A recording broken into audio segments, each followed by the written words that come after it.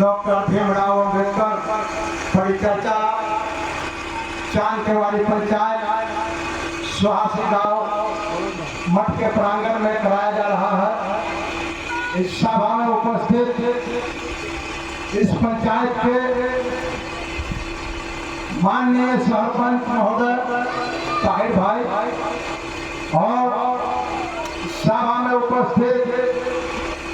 लखनऊ निवासी नेता राजेंद्र राम जी, इस मंच पर उपस्थित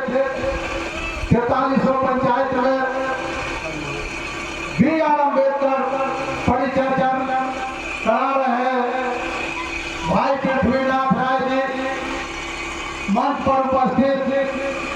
पारू प्रखंड अध्यक्ष राजा भाई सदैव पंडित जी, अभी वर्तमान में मुखियापति है। मंच पर उपस्थित साहेबगंज राष्ट्रीय जनता दल प्रखंड अध्यक्ष प्रोफेसर अजय बाबू, मंच पर उपस्थित क्रांतिकारी साथी मिश्री लाल शाह जी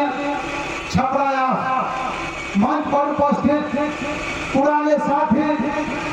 गार्जियन लड़ाकू जुझारू जिन्होंने दोनों विधायक के साथ काम करने का मौका मिला, राजेपुर पंचायत पूर्व मुखिया लक्ष्मीकांत राय जी और इस प्रांगण में उपस्थित सभी साथी गार्जियन बुजुर्ग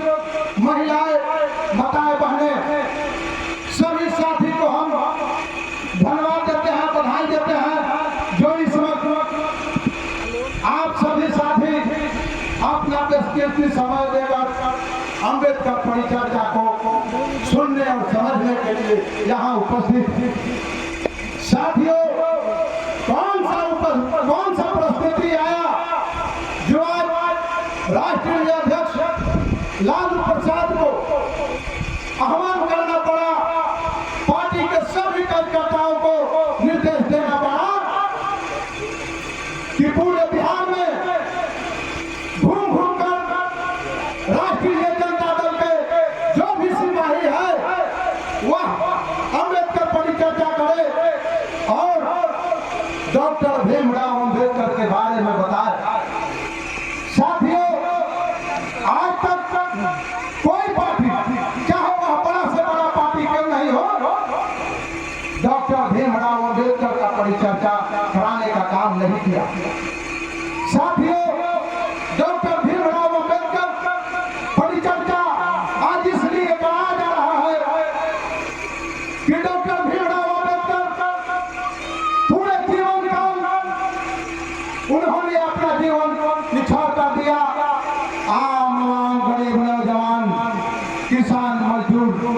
दलित, महादलित भाइयों के लिए। उन्होंने उस वक्त देखा था किस तरह से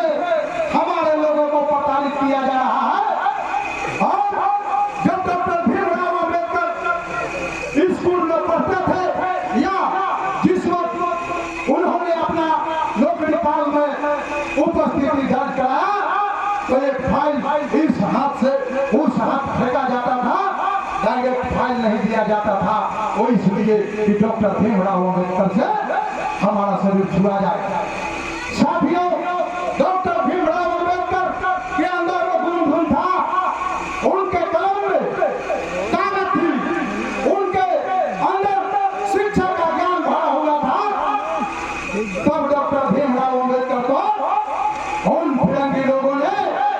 संविधान सभा का अध्यक्ष बनाने का काम किया। उन लोगों को मालूम था कि अगर डॉक्टर भीमराव अम्बेडकर को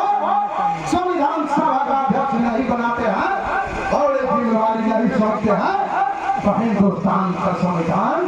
क्या नहीं होगा। साथियों, डॉक्टर भीमराव अम्बेडकर जिस वक्त विदेश यात्रा करने के लिए तैयारी थे और उनको विदेश जाना जरूरी था,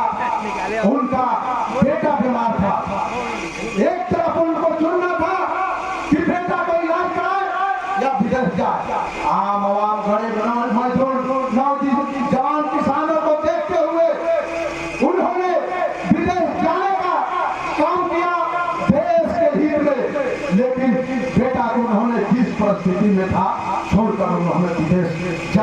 काम किया। साथियों, आज जो आरक्षण आपको प्राप्त है वो डॉक्टर भीमराव अंबेडकर का देन है। अगर उन्होंने उस एक पन्ने से लेकर कई एक पन्ने में दर्शाने का काम किया तो डॉक्टर भीमराव का देन है। जो आरक्षण के तहत आज पंचायत में एक वार्ड से लेकर एक विधायक, एक मंत्री, एक सांसद तक उस आरक्षण के तहत आपका आदमी आज जीत कर जा रहा है। आप जिता रहे हैं, कुर्सी दिलवा रहे हैं और उस कुर्सी पर पहुंचकर आपके हक हकूक की लड़ाई की बात वह आदमी पार्लियामेंट से लेकर विधानसभा तक करता है। वो डॉक्टर भीमराव अंबेडकर का देन है। उस समय था जब हमारे लोग अगर किसी रिश्तेदार के यहाँ जाते थे तो वह और सामंती फिरंगियों के डर से वह कपड़ा झोली में रख लेते थे और वह चप्पल जूता झोली में रखकर और गांव पार करके वह कपड़ा पहनकर वह चप्पल पहनकर अपने रिश्तेदारों के यहाँ जाते थे और फिर आकर फिर रास्ते में वह अपना कपड़ा पैक करके तब फहराते थे ताकि मनवादी लोग देख लगे कि यह समाज का लोग साफ सुथरा है। साथियों, उस वक्त अगर शिक्षा ग्रहण करने की बात अगर कहीं चलाया जाता था तो उन लोगों को प्रताड़ित करके हमारे लोगों को दंडित किया जाता था। वह डॉक्टर भीमराव अंबेडकर का देन है। साथियों, डॉक्टर भीमराव अंबेडकर जिस वक्त रात के 12 बजे संविधान लिख रहे होते हैं उस वक्त अंग्रेजों ने पूछा था, भीम क्या कर रहे हो? तो डॉक्टर भीमराव अंबेडकर ने जवाब दिया था कि आज मैं जो लिख रहा हूं, जो संविधान के अंदर दर्शा रहे हैं वो हमारा लोग चाहे वह 100 साल बाद इस संविधान को पढ़कर और हमारे समाज के लोगों को जगाएगा, एक करके समझाएगा कि डॉक्टर भीमराव अंबेडकर आपके हक हकूक, आपके आरक्षण के लिए इस संविधान में दर्शा कर गए हैं। और तब हमारा लोग जागेगा, जिस दिन हमारा लोग जागेगा, अपना हक मांगेगा, उस दिन एक फिरंगी, एक भाई लोग यह जगह छोड़कर भागेंगे। हमारे लोगों को जिस तरह से गुमराह करके और हमारे लोगों को हल चलाने के लिए मजबूर किया, खटिया पर से नीचे बैठने के लिए मजबूर किया, उस कुआं से दूर रखा, वह दिन आ गया है जब हमारा लोग आजाद महसूस कर रहा है। हमारे लोग अगर उन लोगों के अंदर नजर में नजर डालकर बात करते हैं, अपने हक हकूक की बात करते हैं, वो डॉक्टर भीमराव अंबेडकर का दर्शाया हुआ ठीक है। 1990 में जिस वक्त लालू यादव मुख्यमंत्री का शपथ ग्रहण ले रहे थे गांधी मैदान में, उस वक्त लालू यादव ने उस मंच से बोला था कि आप आम आवाम, गरीब नौजवान, किसान, मजदूरों का सरकार आ चुका है और लालू यादव शपथ ग्रहण ले रहा है। आज से एक चीज माइंड में रख ले कि हमारे लोगों को कहीं भी अगर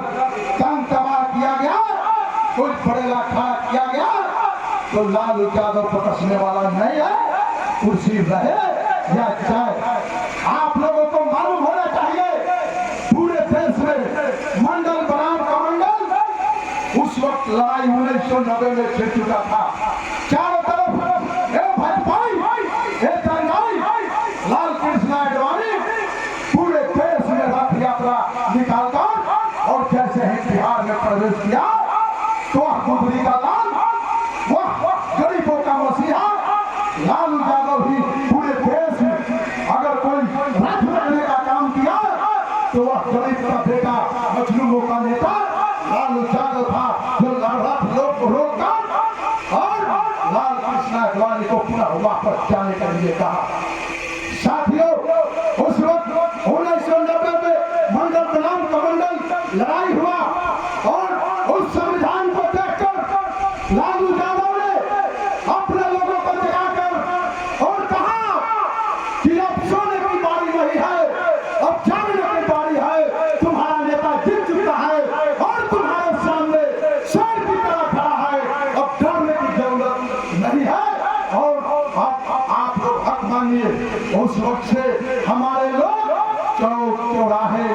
चाय की दुकान पर उस वक्त बोलना शुरू किया और बोलना शुरू किया तो आज फिरंगी ताकत कोसों दूर है, लेकिन समय निकलता गया और ये भाई दंगाई केंद्र के जब शासन में आए हैं तो हमारे नेता को फंसाने का काम किया और हमारे नेता को जेल भिजवाने का काम किया। किसी तरह से भाई दिमाग लगा तो हमारे गरीब मसीहा के मसीहा राष्ट्रीय जनता दल लालू प्रसाद यादव को जेल में डालकर